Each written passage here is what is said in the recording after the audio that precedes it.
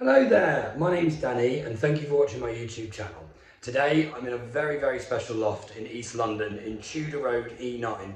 Formerly the Clark's Shoe Factory, they're one of the tenants. It is a Victorian design, looks Edwardian in its form due to the red bricks on the exterior, but it's very much an industrial loft from the Victorian era.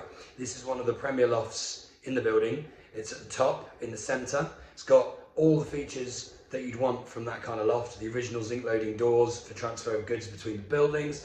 Hardwood floor from a church in Lancashire. Everything there has got a story or some kind of link to the past.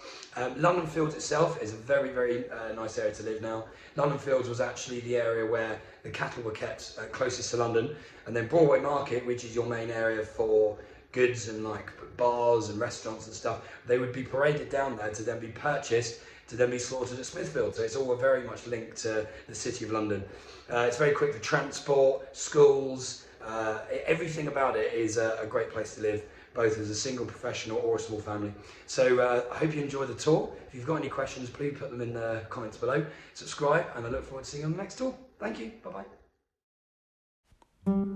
The station is less than 5 minutes walk, the park is just up the road, and Broadway Market, as mentioned, is where all your bars, pubs and restaurants are located. When you go through the communal entrance and you enter into the yard, you see the building for what it is. The original crystal windows, all the ironwork, truly is an original warehouse.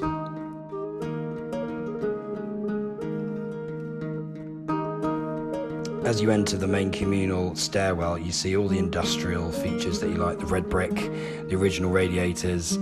Everything is kept as it was when it was left as an empty shell when Clark stopped using it in, I believe, the late 80s. This area of London had plenty of warehouses and light industrial units at the turn of the 20th century. This building is actually two, one after the other, so we're in one part and this apartment almost straddles both sides. So when you're inside, you'll see that you actually are in the top of the building when you go up and see the huge skylight that faces north.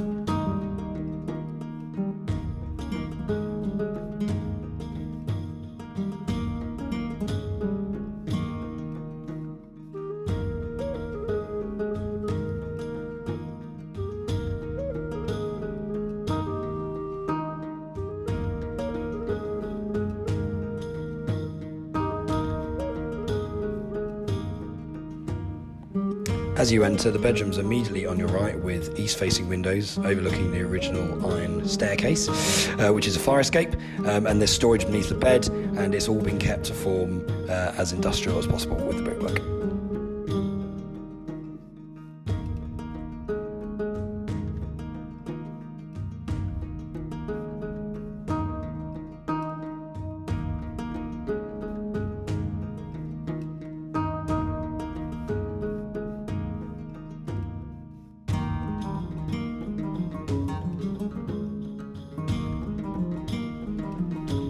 The bathroom is just adjacent to the bedroom on the ground level, and the washing machine and tumble dryer have been put in here as well.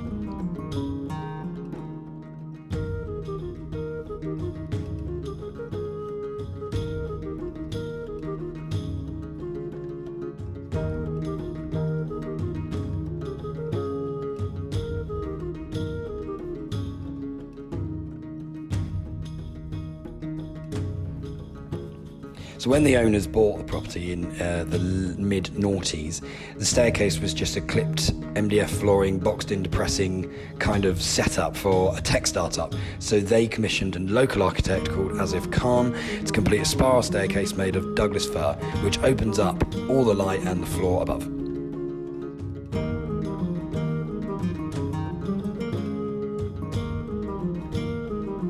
The chandeliers shaped like stars that you see as you go up the stairs and at the top hanging from the loft are actually Moravian design and were sourced by the vendor as a nod to their Pennsylvanian heritage.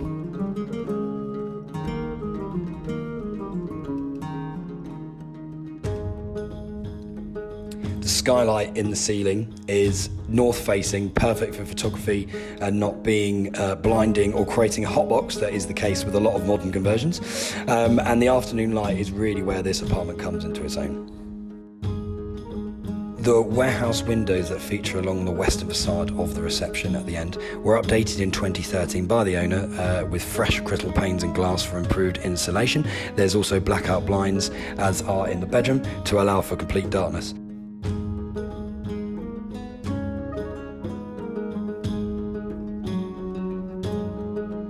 Those metal doors that you see mounted on the wall are actually the original zinc-plated loading doors, which are the only pair left in the building, that were there for the transfer of goods from one building to another. And as I mentioned, you straddle almost the two separate buildings that would be transferring from loading to shoemaking on either side.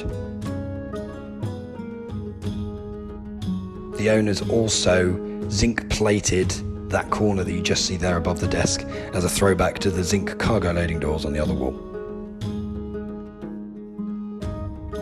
The floorboards that you see are actually 120-year-old reclaimed floorboards from a church in Lancashire that the vendor rescued. They had them shipped down, cut and laid across the floor.